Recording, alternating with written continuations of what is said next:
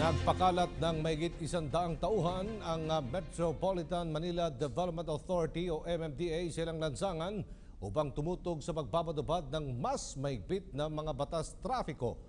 Ito'y may kaugnay rin ng unang araw ng implementasyon ng motorcycle lane. Report mula kay Julius Di Samburon.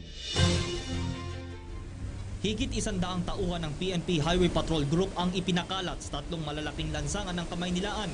Kabilang dito ang Commonwealth Avenue, C5 Road at NAIA Expressway. Paliwanag ng HPG, ang deployment sa kanilang mga tauhan ay bahagi ng plans and programs ng Council para matiyak ang maayos na daloy ng mga sasakyan, hindi lamang sa EDSA kundi pati sa ibang pangunahing lansangan sa Metro Manila.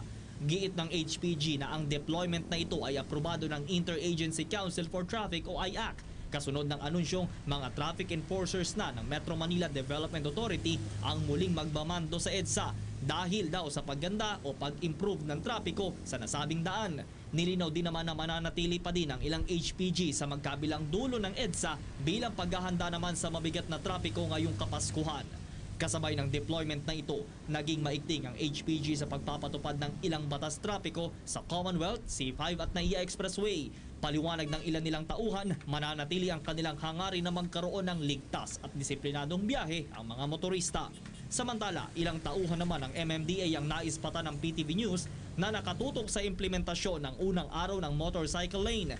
Hapon ng Lunes nang maitala ng MMDA ang higit 100 bilang ng nasita, kabilang ang rider na ito. Hindi naman po sir, bait naman yung iba. Bait naman yung iba nagsisegway din. Diba, bakit ganun? Kailangan po, andun na po tayo sa mismong motorcycle natin.